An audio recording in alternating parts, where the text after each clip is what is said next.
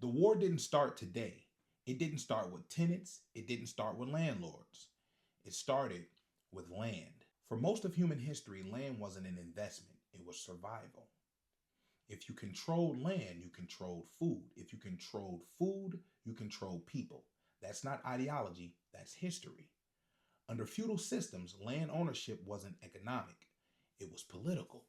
Kings granted land to lords, lords controlled everyone on it. Not through contracts, through obligation. You lived there, you worked there, you complied. That was the system. There was no such thing as rent the way we understand it today. There was loyalty, there was obedience, and there was removal. If you failed to comply, you lost access to land. And losing access to land meant losing life itself. That's how power worked. Then something changed. Not because the system evolved morally, but because it became unstable. Too much power concentrated too few hands always leads to revolt.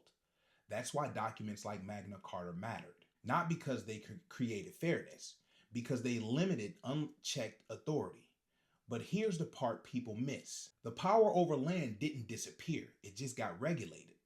As monarchies weakened, ownerships didn't. Land stayed concentrated, control stayed intact. What changed was language. Force became law, obedience became compliance, removal became legal process. Same structure, cleaner hands. Fast forward to industrialization.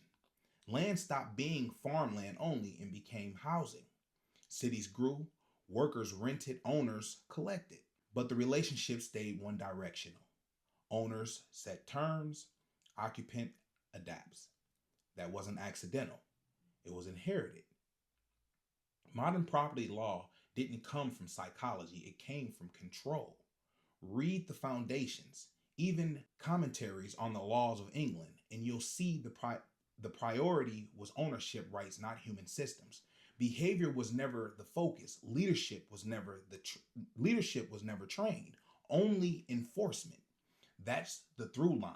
For centuries, land systems were designed to answer one question: how do we maintain control?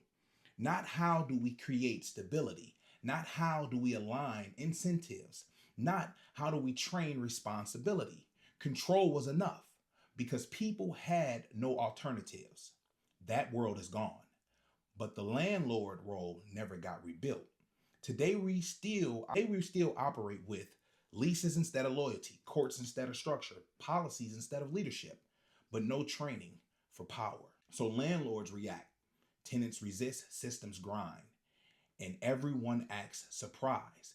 This is why modern landlord problems feel systemic, because they are. You're watching medieval framework collide with modern human behavior, and behavior always wins. And that collision is happening right now. That's why no amount of software fixes this. That's why better screening doesn't solve it. That's why stricter enforcement escalates instead of stabilizes. You're applying control logic to a world that requires leadership logic. This episode isn't about blame, it's about origin. Because once you understand where this system came from, you stop asking why it's failing. You start asking why it lasts so long. The war makes sense now, not because landlords are wrong, but because the system they inherited was never designed for the world they're living in. And once you see that, you can't unsee what comes next.